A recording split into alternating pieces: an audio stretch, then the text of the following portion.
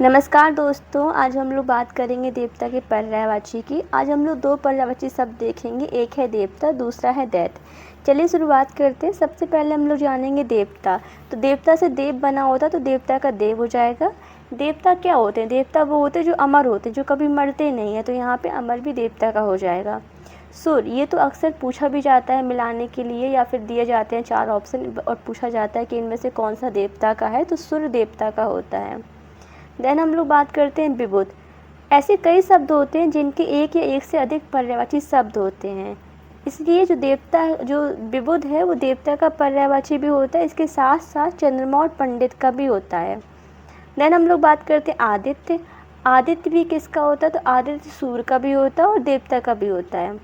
अमर और अमर्त, तो देवता का अमर भी होता है और देवता का अमर्त भी होता है, यहाँ भी अमर्त हो जाएगा।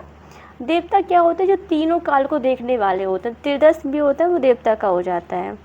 देन हम लोग बात करते हैं अमृतेश। तो अमृतेश क्या होते हैं? जैसा कि हम लोग जानते हैं, जब समुद्र मंथन हो रहा था तो उस समय जो अमृत को पीने वाले थे वो देवता कहलाते थे, और जो जहर को पिए थे या विष को पिए थे वो दैत्य कहलाए थे। तो जो अमृतेश है वो क्या है? देवता के हो जाते हैं।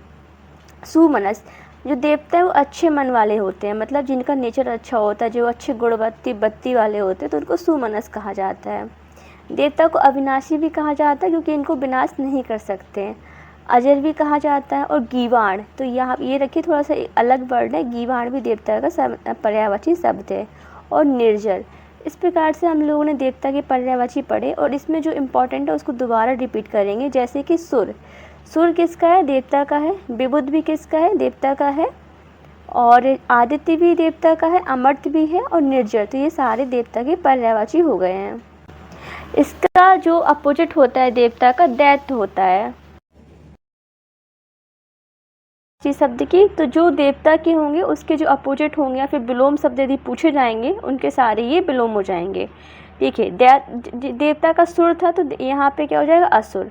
तो याद रखिए, देवता का सुर होगा तो दैत्य का असुर हो जाएगा, तो यहाँ पे असुर हो जाएगा। धनु, जो दैत्य थे वो धनु के संतान थे, धनु और दिति के संतान थे, तो इनको धनुष कहा जाता है। इसी शब्द से बना है दानव, तो दानव भी कहा जाता है। और जो देवता थे वो सुदेव कहलाते थे, तो ये कुदेव कहलाते हैं।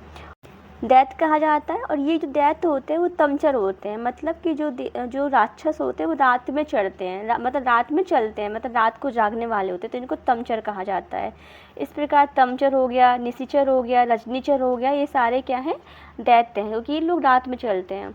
और मनुजात, जो दैत्य होते हैं फिर राक्षस होते हैं वो नरभक्षी होते हैं, मतलब नर का भक्षण करने वाले होते हैं। तो जो यहाँ पे मनुजात है इसका मतलब होता है नरभक्षी, तो दैत्य मनुजात होते हैं। और दैत्य या फिर दैत्य हो चाहे दैत्य, ये दोनों ही क्या हो, इसका मतलब हो दिति के पुत्र, क्योंकि दैत्य क्या थे? दिति के पुत्र थे, और जो देवता थे वो अदिति के पुत्र थे। तो जितने भी अदिति के पुत्र थे वो अच्छे स्वभाव के थे, और जितने भी दिति के पुत्र थे वो गलत स्वभाव के थे। तो यहाँ पे दैत्य या दैत्य दिति के पुत्र हैं, और ये दैत्य होते हैं। इसके अलावा दैत्य का एक अक्सर पूछा जाता है, तो ये है यातुधान, इसको याद रखिए, यातुधान। और दैत्य का राक्षस होता है ये। तो इसमें से जो इम्पोर्टेंट है उसको दोबारा देखेंगे। दैत्य के कान कौन से होते हैं? धनुज, दानव, तमचर हुआ, मनुजात यानी कि नर का भक्षी करने वाले, रजनीचर हो गया, और सुरारी। सुरारी इसको क्यों कहा जाता है? क्योंकि जो सुर होते हैं, मतलब कि जो देवता होते हैं, उनके ये शत्रु हैं, क्योंकि दैत्य क्या है? देवता के शत्रु हैं, तो यहाँ पे सुरारी हो जाएगा। और यातुधान, ये अक्सर पूछे जाने वाले हो गए। तो धन्यवाद। आपको वीडियो अच्छी लगी हो तो please like and subscribe, and thank you.